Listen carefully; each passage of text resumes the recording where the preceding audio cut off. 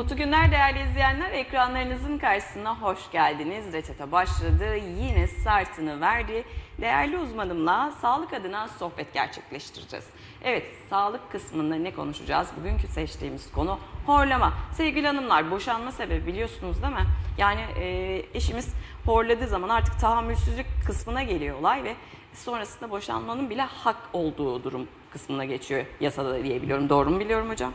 Yani horlama tabii boşanma sebepleri arasında önemli. Birazdan Önemli bahsedeceğiz. Evet. Konuyla ilgili vetera görüntümüz hazır. O bir gelsin, sonrasında buradayız.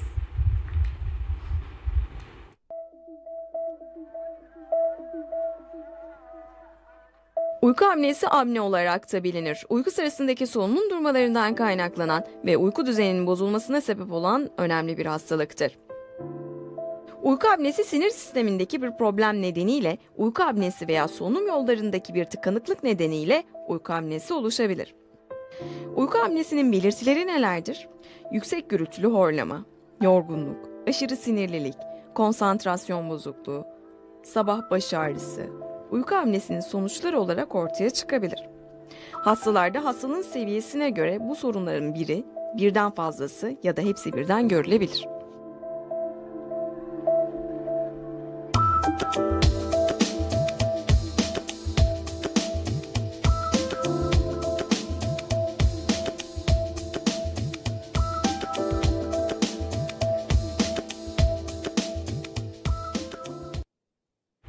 Evet değerli izleyenler, aslında biraz da gıcık içerisindeyiz. Böyle boğazlarımız da gıcık gıcık. Tam da doktorumuzu yakalamışken önce bir onu sorsam. Sevgili hocam, operatör doktor Ümit Filiz, KBB uzmanım, kulak burun boğaz uzmanım yani. Uyku apnesi ve horlamayı konuşacağız. Önemli konularla karşınızdayız. Sevgili hocam, hoş geldiniz. Merhabalar. Seslerde böyle sunucu yorgunluğu mı desem, neden oluyor bu? Bu ara acayip de bir öksürük yaşıyorum ben. Şimdi de. mevsim geçişi, kışlıklar çıkıyor. Alerjik altyapı varsa tabii kışlıklarda ev tozu mutlaka oluyor. Bu anlamda birinci risk. İkincisi de sigara. Sigara içimi. Burası kapalı bir ortam. Klimayla havalanıyor. Bunların hepsi bir risk faktörü. Sıvı tüketimini arttırmak, sigara içmemek lazım. Tabii biraz da ses eforundan kaçınmak lazım. Evet, sesi biraz daha az yormak lazım ama işinle ilgili tabii ki onu yapamıyorsun. Sevdiğin bir işte de susamıyorsun. Sevgili hocam, önce horlamayla başlayalım. Evet. Horlama nedir mi desek, yani bu horlama normal bir şey değil. Bir rahatsızlığın belirtisi ve her horlama aynı horlama mı? Yani sağlıksız horlama mı? Şimdi şöyle, normalde sağlıklı bir insanın horlamaması gerekiyor. Horlama bir rahatsızlık. Horlama nedir? Hava yollarından, burnumuzdan giren havanın akciğerlerimize ulaşması esnasında çevre dokuları titreştirmesiyle ortaya çıkan bir ses. Bu ses çok yüksek volümlerde bir uçak sesine ulaşabilir. Ciddi 80-90 desibelle ulaşabilen çok şiddetli bir gürültüye de dönüşebiliyor. Tabii etrafına da çok ciddi bir rahatsızlık veriyor. Kişilerin ve ailesinin uyku kalitesini bozuyor. Kişileri alay konusu yapıyor. Çok ciddi bir sosyal problem. Hem tıbbi bir problem hem sosyal bir problem. Demin de söylediğiniz gibi boşanmalara yol açabiliyor. Boşanma döneminde olan çiftlere yapılan bir anket var. Bu ankette ilk 3 sebep arasına horlamanın konması %80'lerde. Yani 10 evlilikten 8'inde boşanma sebepleri arasında horlama ciddi bir yer kaplıyor. Şimdi bebekliğe kadar insek sevgili hocam, yani çocukluk ve bebeklikten de bahsedecek olursak bu horlamanın etkenleri neleri getiriyor? Şimdi şöyle, hava yolundaki darlık buna yol açıyor. Hava yolundaki darlık, o yüzden burun tıkanıklığı yapan bütün sebepler bir horlama sebebi. Beraberinde küçük dil, yumuşak damak sarkıklığı, bademciklerin büyük olması, dilin daha fazla arkaya kaçacak şekilde büyük olması, alt çenenin küçük olması, bunların hepsi bir horlama sebebi. Tabii bunlar içeriden bizim baktığımızda gördüğümüz horlama sebepleri. Bir de tabii kilo. Kilo da çok ciddi bir horlama sebebi. Yaş arttıkça horlama artıyor. Cinsiyet, erkeklerde horlama daha fazla. 40 yaşından sonra kadınlarda hormonal olarak menopoz başlangıcıyla birlikte östrojen seviyesindeki düşme horlamayı kadınlarda da erkekler kadar eşit hale getiriyor. Yani hava yolu darlıklarına yol açan, mesela boynun kısa olması, boyun çevresinin geniş olması ciddi anlamda bir horlama ve tabii horlamanın ileri evresi olan ki birazdan ondan da bahsedeceğiz. Uyku apnesini zemin hazırlayan anatomik özellikler. Onun dışında hormonal olarak tiroid bezinin az çalışması, yani hipotiroidi dediğimiz tabloda horlama ve uyku apnesi açısından bir risk faktörü. Ama çocukluk dönemine girecek olursak çocuklardaki geniz eti bademcik problemleri horlama ve uykuda tıkanma ile ilgili tabloda ciddi yer kaplıyorlar. Sevgili hocam, çocuklarda korkutulan bir durum mu? Hani siz genelde dondurma veriyorsunuz çocukların, çok iyi biliyorum. O süreçler artık böyle ağlamalı falan değil gibi biliyorum ben sanki. Ya şimdi şöyle, şimdi hemen tabii ameliyat konuşmak çok doğru mu onu Yok, bir bilmiyorum anda da. çocuklarımız da söyleyin. Ya şimdi şöyle, geldi soru aklıma. çocuklarda yani şimdi şöyle, uyku tıbbı, horlamayla uğraşan, uyku apnesiyle uğraşan hekimlerin, ki bu branşlar içerisinde göğüs hastalıkları var, çocuk doktorları var, kulak burun boğazcılar var, nörologlar var. Çok geniş bir yelpazede hekimler horlama ve uykuda tıkanmayla uğraşıyorlar.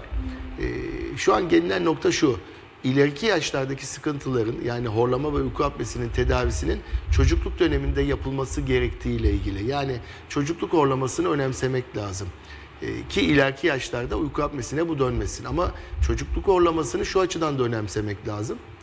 Horlama bir semptom aslında. Yani horluyorsa hava yolunda bir darlık var demektir. Çocuğun oksijene ihtiyacı, havaya ihtiyacı erişkinlerden çok daha fazla. Biz uyku apnesi daha konuşmadık, birazdan konuşacağız ama evet hocam. Uyku apnesi var diyebilmemiz için saatte 5 defa uykuda solunum problemi yaşanması lazım. Çocukta gecede bir tane bile uykuda tıkanma varsa biz onu uyku apnesi olarak kabul ediyoruz. Çocuk REM uykusunu, normalde uyku 2 ana evreden oluşuyor. Non-REM, yani yüzeyel uyku, bir de REM uykusu, derin uyku. Uyku derinleştikçe dokular gevşiyor. Dokular gevşeyince daha kolay sallanır, titreşir hale geliyor. İki bademcik birbirine yaklaşıyor. Küçük dil, yumuşak damak arkaya kaçıyor. Büyük bir geniz eti varsa hava yolu anlamında sıkıntılar ortaya çıkıyor. Çocuk uykuda solunum problemi yaşayınca REM uykusuna giremiyor. REM uykusunun çocukta şöyle bir özelliği var.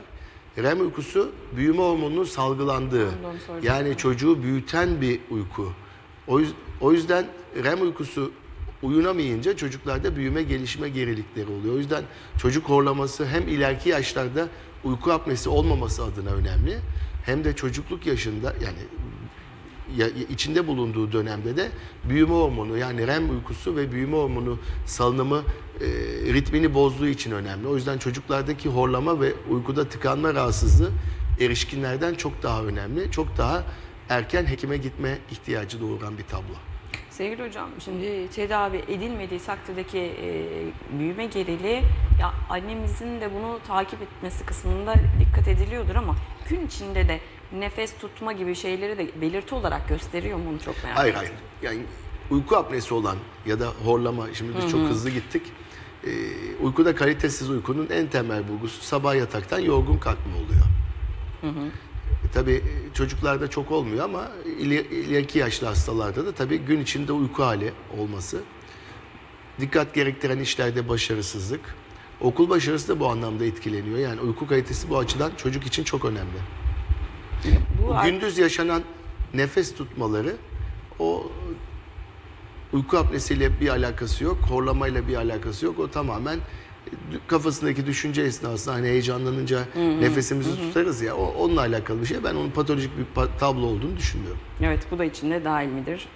Merakla sorulan sorulardan bir tanesi. Peki hocam, horlamamak için yastık önemli mi? Şimdi tabii biraz önce bahsettim, havayolu tıkanıklıklarının hepsi horlama sebebi diye. Kilo horlama sebebi, yaşın ilerlemesi horlama sebebi diye. Hani horlamamak için yastık, evet, pozisyonlarla alakalı. Çünkü küçük dil, yumuşak damak bu işin içinde temel faktör olduğu için sırt üstü yatıldığı zaman tablo hem horlama açısından artıyor hem uykuda tıkanma açısından artıyor. O yüzden pozisyonun yan ya da yüzüstü olması, tabii ki ya da yüksek yastıkta uyuma tabii ki horlamayı azaltıcı bir önlem. Ama burun tıkanıklığı yapan sebeplerin hepsi de horlamayı etkiliyor. Alkol alımı etkiliyor. Yani horluyorsanız alkolü almayacaksınız. Horluyorsanız kilo vereceksiniz. Ani ölüm gerçekleşebilir değil mi hocam? Yani horlama Tıkanmalar. ve uykuda tıkanmada ani ölümler tabii ki olabiliyor. Burun tıkanıklığına yol açan mesela bir klima, bir sigara kullanımı, bunların hepsi alerjik tablolar. Horlamaya önemli bir rahatsızlık. Tabii bir de uyku apnesinin alt basamağı olduğu için önemli. Horlama ile ilgili tablo ilerlediği takdirde çok ciddi uyku apnesi dediğimiz tabloya yol açıyor. Uyku apnesine peki, hani konu gelmişken onu anlatalım. Şimdi horlayan kişilerin horlamalarında kesilme ve nefes tutmayla seyreden bir süreç oluyor. Kişi farkında değil, uykusunda 10 saniyenin üzerinde nefes tutma periyotları gerçekleşiyor. Tabii bu 10 saniyenin üzerindeki nefes tutma periyotları esnasında kandaki oksijen seviyesi düşmeye başlıyor. Kişi farkında olmadan oksijensiz kalıyor. Bu süre 10 saniyenin üzerinde, en az 10 saniye olması lazım ama bizim bir hastamızda 176 saniye çıktı. Neredeyse 3 dakika. Ve bu esnada kandaki oksijen normal seviyenin altına düşüyor. Normalde bizim kandaki oksijen seviyemizin %90'ın altına düşmemesi lazım uyku esnasında. Biz %90'ın altında 3 saat, 5 saat düşük oksijenle uyuduğunu saptıyoruz hastaların. Ya da oksijen seviyesinin %50'lere kadar düştüğünü saptıyoruz. İşte bu tablo uyku apnesi.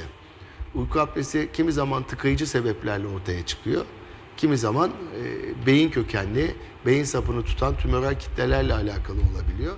O yüzden uyku apnesi işte erkek adam horlar, Selahattin Duman'ın öyle bir yazısı vardı, erkek adam horlar diye. Maalesef erkek adam horlar ama bu aslında cinsel fonksiyon bozukluğu da yaratan bir tablo. Yani uyku apnesi horlama Geçmeyelim. çok ciddi bir sıkıntı sebebi.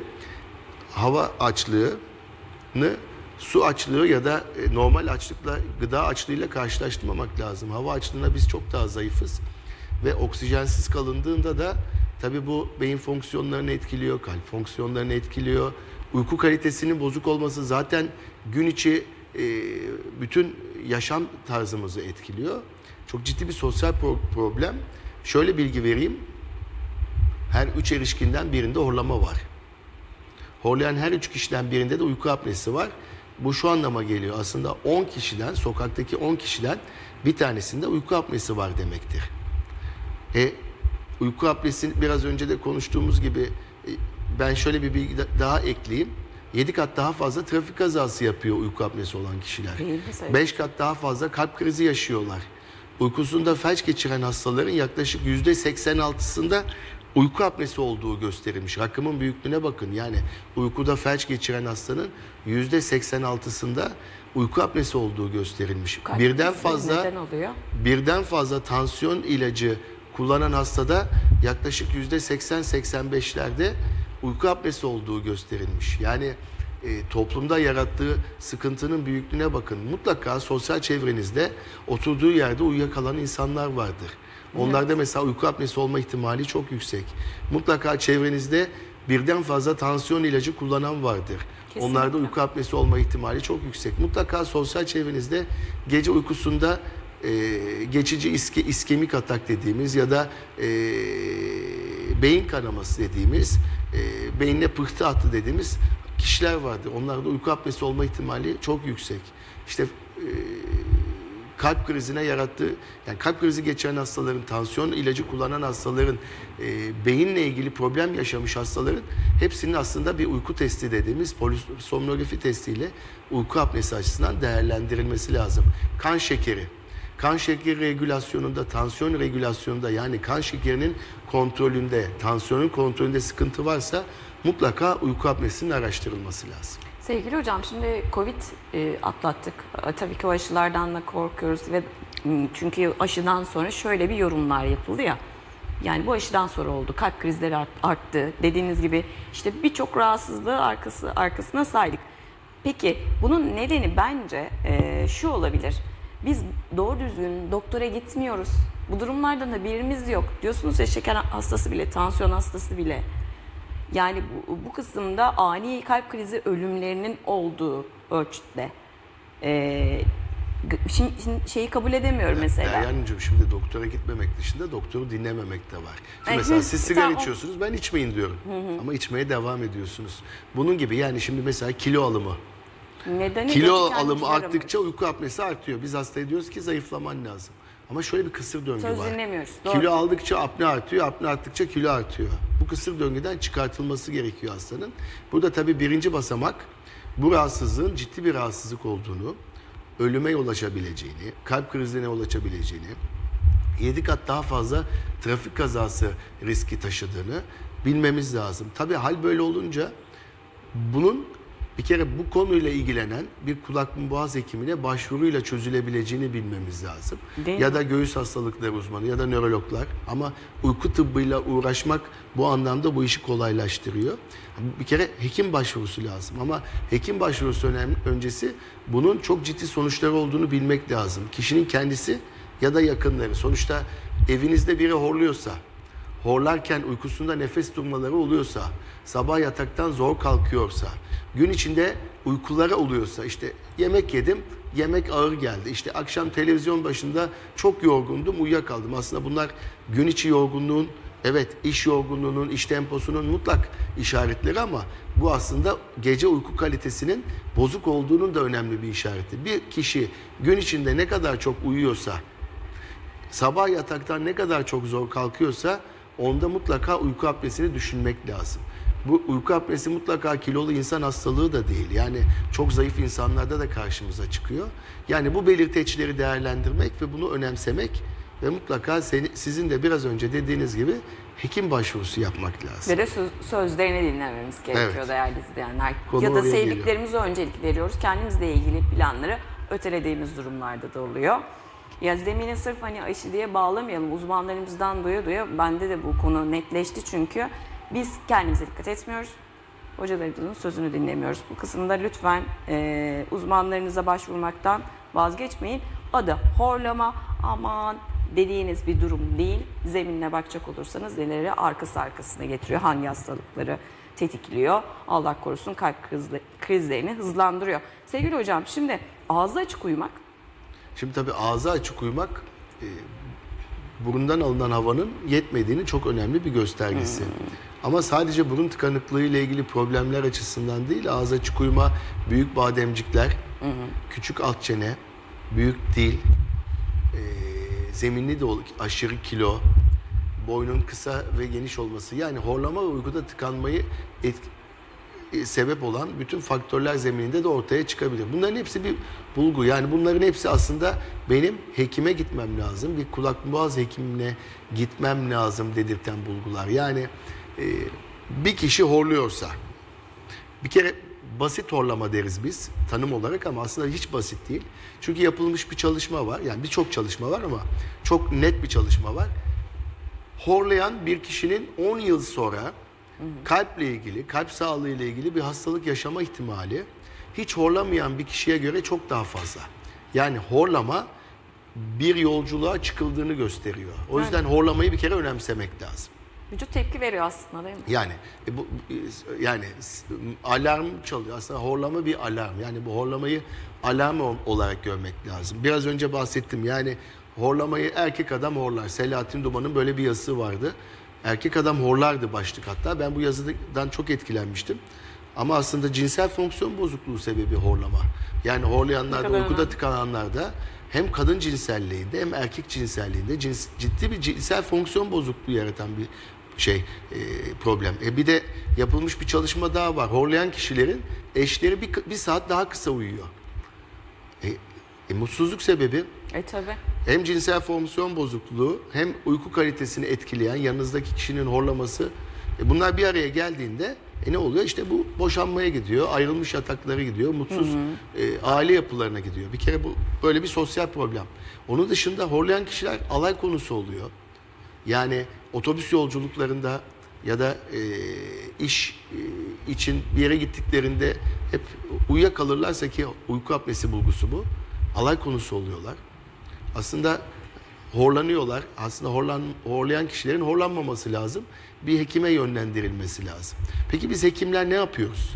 Evet. Hasta geliyor horlama şikayetiyle. Önemlisini alalım hocam. Hasta geliyor horlama şikayetiyle. Biz kulak boğaz hekimleri bir kere hastanın burnunu çok güzel kontrol ediyoruz. Bu çocuk da olabilir, erişkin de olabilir. hava yolunu tıkayan bir problem var mı? Kemik kıkırdak eğriliği var mı? Burun etlerinde şişlik var mı?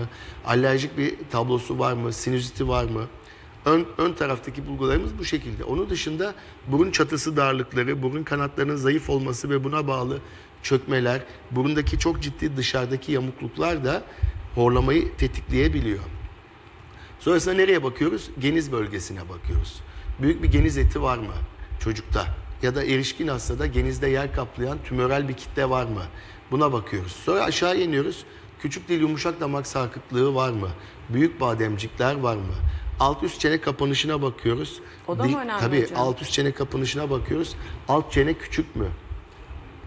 Ya da arka yerleşimli mi? Çünkü çene küçük olursa mikroginati ya da retroginati dediğimiz çeneyi arkaya, alt çenenin arkada olduğu tablolarda, çenenin küçük olduğu tablolarda dil arkaya itiliyor.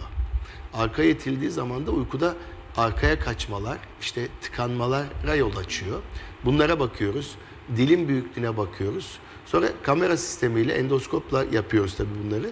Dil köküne bakıyoruz. Dil kökü problemi var mı diye.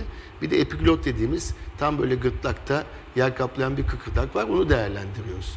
Onun dışında boyun çevresine bakıyoruz. Hastanın boy kilo oranına bakıyoruz. Vücut kütle indeksi bizim için önemli. Bu kitlenin 25'in altında olması lazım. Sonra tiroid hormonlarına bakıyoruz. Hastanın tiroid beziyle ilgili bir tembelliği var mı? Çünkü hiç horlamayan bir insan hipotiroidiyle birlikte horlamaya başlıyor. Tiroid tedavisiyle birlikte de horlaması düzelebiliyor. Tabii hipotiroidi aynı zamanda metabolizmayı yavaşlatıp hastanın kilo almasını da tetikleyebiliyor. Tüm bunları değerlendiriyoruz. Sonrasında işte burunda kemik kıkırdak eğriliği varsa, burun etlerinde şişlik varsa burun tıkanıklığını gidermeye yönelik kimi zaman ilaç tedavileri, kimi zaman burun ameliyatları öneriyoruz. Bu burun ameliyatları bitiyor. Hastanın horlaması devam ediyor mesela. Uykuda tıkanması var. Sabah yataktan yorgun kalkması var. Biz muayenede küçük dil yumuşak damağı sarkık gördük. Dil kökünü büyük gördük. O zaman o hastaya diyoruz ki sizin bir gece misafir edilmeniz lazım. Misafir ettiğimizde ne yapıyoruz? Polisomnografi dediğimiz bir test yapıyoruz. Bu testte hastanın EEG dediğimiz bir şeyle beyin dalgalarını, EMG dediğimiz bir ilave testle kas aktivitesini, göz hareketlerini, göğüs ve karın solunumunu, vücut pozisyonunu, bacak hareketlerini tüm gece kayıt altına alıyoruz. Bu sayede hasta kaç kere nefes almış, kaç kere nefes tutmuş, bu esnada kanda oksijen ne kadar düşmüş, bu olaylar sırt üstü yatarken mi, yan yatarken mi yoksa yüzüstü yatarken mi? Bunların birbiriyle oranına bakıyoruz.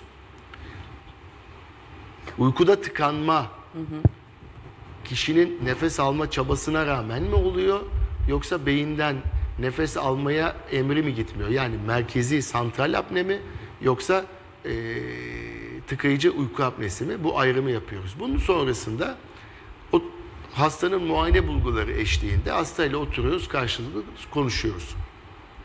Kimi hastaya dişlik öneriyoruz.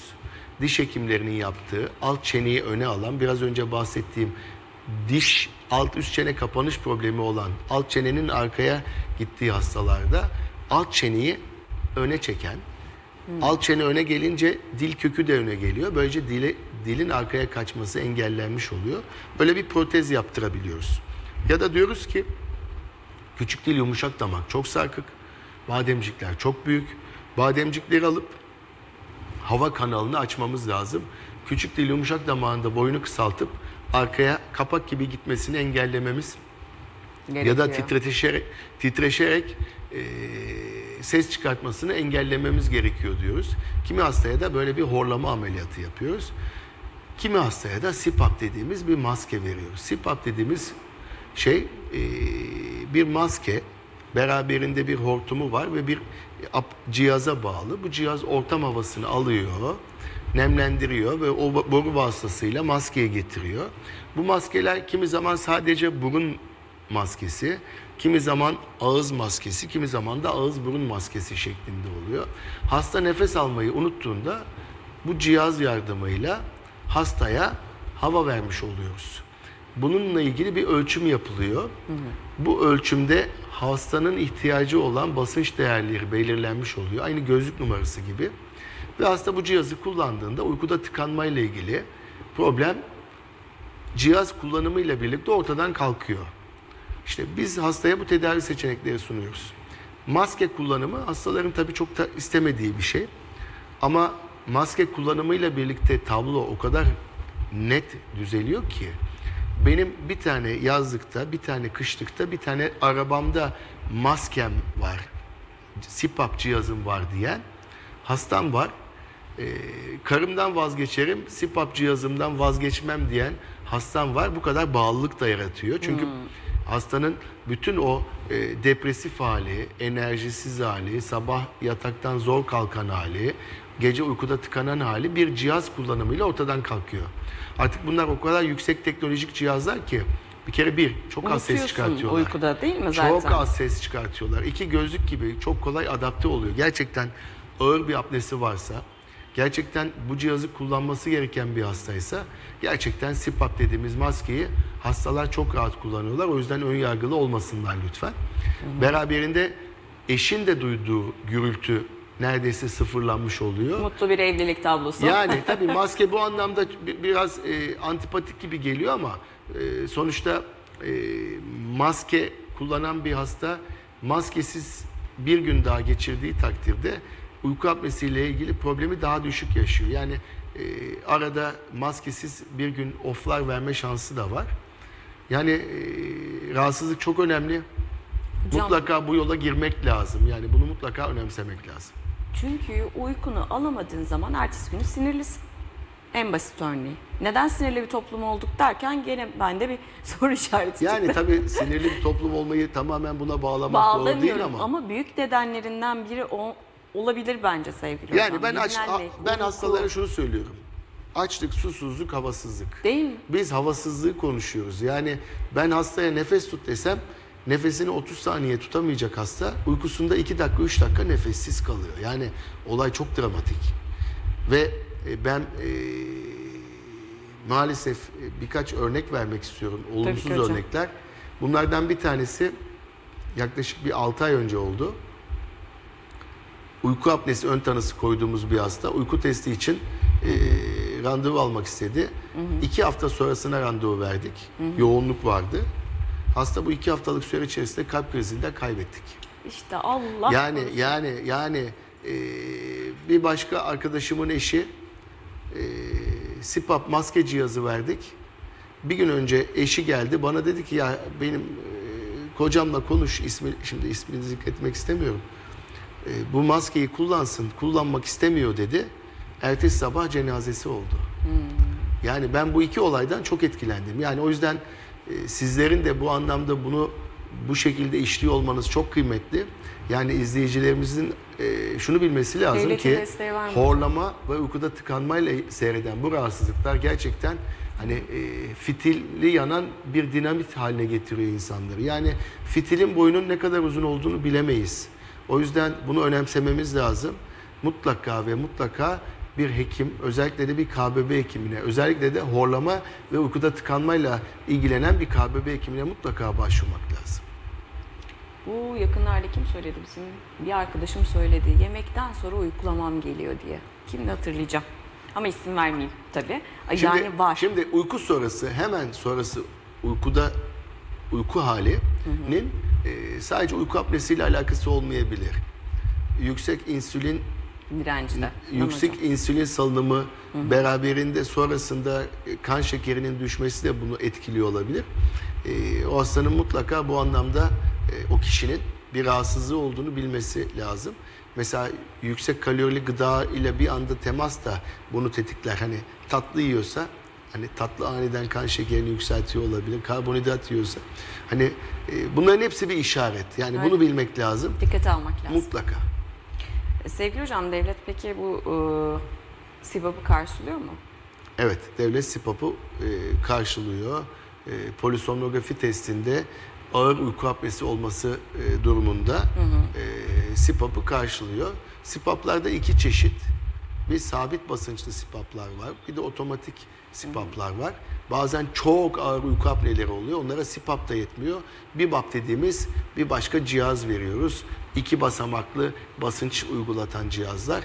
Yani sonuçta bunun bir çözümü var. Var. Ve devlet bunu karşılıyor. Önemli. Bu tip hastalıkların kişinin kendisine ve ailesine faturası da çok kabarık. Fatura dediğim yaşatacağı üzüntü anlamında. En önemlisi de bu değil mi zaten? Değerli izleyenler, bu konuları ihmal etmeyin gerçekten de. Bir çevrende horlayan varsa git. Ben senin horlamandan değil de artık yani seni kaybetmekten korkuyorum deyin artık. Hani ne diyeyim, bu konunun bir şeyi çözülmesi lazım bir an önce. Sevgili hocam, şimdi çocuklardaki hadi bademcikler, gelişim geriliği falan diyoruz ama şimdi çocuklarda da bu spaplardan kullanılıyor mu? Ya şimdi şöyle. Bunlar cerrahi müdahaleleri. Yok, güzel bir soru bu. Şimdi çocuklar burun tıkanıklığı, ağız uçuk uyuma, horlama şikayetiyle geliyorlar. Bazen bu tabloya burun tıkanıklığı, ağız uçuk uyuma, horlama, bir de tıkanmalar eşlik ediyor. Bazen bu tıkanmalar hastalıksız dönemde de oluyor. Bazen de nezle, grip eşliğinde oluyor. O yüzden hemen anne babalarda büyük panik yaşamasınlar tabii ki. Ama burun tıkanıklığı, ağız uçuk uyuma, horlama varsa burada bir geniz eti problemi olduğu aşikar. Yani bununla ilgili bir KBB hekiminden destek almak, öncelikle geniz etini küçültücü bazı tedaviler, çözüm olmazsa da geniz etinin alınması doğru olacaktır. Beraberinde dönemsel tıkanmalar varsa, sık tekrarlayan boğaz ağrısı, yutma güçlüğü, ateşle seyreden bademcik iltihapları varsa ya da uyguda tıkanmaya yol açan büyük bademcikler, iştah problemi yaratan büyük bademcikler varsa, işte o zaman geniz eti ameliyatı dışında bademcik ameliyatını da konuşuyoruz anne babalarla. Yani nedir bu tablo? Son bir yılda 7 defa boğaz ağrısı, yutma güçlüğü, ateşle seyreden bademcik iltihabı ya da her sene tekrar eden boğaz ağrısı, yutma güçlüğü, ateşle seyreden 4 bademcik iltihabı ya da yemek yemeyi, nefes almayı engelleyecek büyük bademcikler varsa o çocuğa bademcik ameliyatı da geniz etiyle birlikte ya da tek başına öneriyoruz. Ama uykuda tıkanma varsa, uykuda solukta kesilme varsa bu artık durumun çok acil olduğunu gösteriyor. Bu tip durumlarda hastaların %99.9'u geniz eti ve bademcik ameliyatıyla uykuda tıkanma rahatsızlığından kurtuluyor. Ancak bazen bazı özel durumlar var. Mesela Pierre-Robin sendromu dediğimiz doğumsal bir sendromik anomali var. Alt çene küçücük, dil arkaya kaçıyor. İşte onda geniz eti bademcik ameliyatı yeterli olmuyor. O zaman CPAP dediğimiz cihaz kullanmamız gerekebiliyor. Tabii geniz eti alındı, bademcik alındı, çocukta horlama, uykuda tıkanma devam ediyor. Onun mutlaka polisomnografi dediğimiz uyku testi yapılması, uyku testi sonucuna göre de değerlendirilmesi lazım. Bu tablo, yani Allah korusun ama bir beyin tümörünün de, beyin sapını tutan bir tümörün de ilk bulgusu olabilir. Hocam şimdi uyku odalarına geldiler. Uyku geliyor mu, öyle hemen yatıp uyuyabiliyorlar mı? Bunu da merak ettim şu an. Tabii şimdi şöyle. Yani uykuya dalmalık böyle bir sakinleştiriciler oluyor mu? Şimdi bir kere hastane ortamında kalmakla ilgili kaygısı, endişesi çok yüksek bir hasta profili var. Ama bizim uyku test dediğimiz şey otel odası gibi dizayn edilmiş, televizyonlu, klimalı bir odada oluyor. Ve bu hastalara biz akşam 10-10.30 gibi gelin diyoruz. Öğlen saatinde de uyutmuyoruz. Hani normal uyku süreci içerisinde uyutuyoruz. Kimi hasta diyor ki bizim alkol alma alışkanlığımız var. Onlara diyoruz ki bir kadeh içebilirsin. Hani normal, çünkü rutini yaşamamız lazım. Ama kimi hastanın da sağlık ortamı, hani sağlık tesisi içinde uykusuyla ilgili hani uyku kaçması durumu söz konusu oluyor. Bunlara biz melatonin dediğimiz hani destekleyici, doğal uykuyu sağlayıcı destek şeyler verebiliyoruz. Ama normalde uyku apnesi olan, hele ağır uyku apnesi olan bir hasta zaten yer yadırgamıyor. Hani bıraksak şu masada bile uyuyabiliyorlar. Ama biz zaten uyku testinde beyin dalgalarını, göz hareketlerini, kas EMG dediğimiz kas aktivitesini de ölçebildiğimiz için uykunun evrelerini, yani non-REM ve derin uyku, REM uykusu olarak değerlendirebiliyoruz. O yüzden hastanın uyuyup uyumadığı Hani şeyde de çıkıyor. Zaten hastanın bir de başında bir uyku teknisyeni oluyor. Hani başında beklemiyor. Ayrı bir odada bekliyor ama uykuyla ilgili beyin dalgalarını, uykuyla ilgili nefes alışverişlerini online o sırada takip ediyor. İhtiyaç olursa da melatoninle destekliyoruz. Hocam bu horlayan kısımda insanlar çabuk mu uykuya dalabiliyor? Ben kendi açımdan düşünüyorum, ben kolay kolay uyuyamam. Melatonin bana şart. Yani şimdi şöyle, temin de söyledim ya, uyku 2 ana evreden oluşuyor. REM uykusu, derin uyku, non-REM, yüzeyel uyku. Ve uykunun periyotları var aslında, bunu da anlatmamız lazım. Şimdi yüzeyel uyku başladı. Yavaş yavaş derinleşiyor, derinleşiyor, derinleşiyor. Burası non-REM. Bu esnada bizim kaslarımız tam gevşemiyor. Ama REM uykusu dediğimiz derin uykuya geldiğimizde vücudumuzdaki bağırsaklarımız, kalbimiz ve solunum kaslarımız dışında tüm kaslarımız gevşiyor. Bizi hareket ettiren her şey, kol kaslarımız, bacak kaslarımız, tüm kaslarımız gevşiyor. Bir de göz kaslarımız gevşemiyor. Gözümüz hareket ediyor rüya görürken. İşte rüya gördüğümüz kısım bu REM uykusu. Bu REM uykusu çok değerli bir uyku. Biz yaklaşık bir 30-35 dakikalık ya da 40 dakikalık bir yüzeyel uykudan sonra 5 ila 6 dakika bu kaliteli uykuyu uyuyoruz. Sonra tekrar uyku yüzeyelleşiyor. Yavaş yavaş derinleşiyor. Sonra tekrar bir 5-6 dakikalık REM uykusu uyuyoruz. Sonra tekrar yüzeyelleşiyor. Yani biz gece boyunca 7-8 tane böyle periyot yaşıyoruz. Ancak uykuda solunum problemi yaşayan çocuk ya da erişkin, uyku derinleştikçe, kaslar gevşeyince titreşim artıyor, horlama artıyor. Kaslar gevşedikçe küçük dil yumuşak damak arkaya kaçıyor, dil kökü arkaya kaçıyor, iki bademcik birbirine yanaşıyor. Yani kaslar gevşediği için hava yolu daha çok daralıyor. Beraberinde uykuda solunum problemi ekleniyor. Apneler başlıyor derin uykuya geçmeyle birlikte. Apne olunca kişi farkında olmadan nefesini tutuyor ve bir anda içeride oksijen düşüyor, karbondioksit yükseliyor ve beyinden acil nefes al emri gidiyor vücuda. Ve bu esnada böyle bir kükreme sesi çıkıyor. Kükreme sesi çıkıyor ve kişinin uykusu bir anda yüzeyelleşiyor. Bir anda yüzeyelleşiyor ve pozisyonunu değiştiriyor. İşte REM uykusu dediğimiz derin uyku orada kesiliyor. O yüzden o kişiler hep böyle yüzeyel uykuda kalıyorlar. Hiç o derin uyku, o kaliteli 5-6 dakika süren uyku uyunmuyor. Uyunmadığı için işte uyku apnesi olan kişiler, uykuda solunum problemini yoğun yaşayan kişiler REM uykusuz uyanıyorlar. Daha doğrusu uyandırılıyorlar. Kendileri uyanmakta zorluk çekiyorlar. Onları bıraksanız 15 saat bile uyurlar. Ama kalkmaları lazım. İşte o yüzden uykusunu almamış, dinlenmemiş. Uyandırırken uyanmaması da. Ya işte uyumak istiyor, uyuma açlığı var, uyku yetmiyor. Çünkü REM uykusu yok.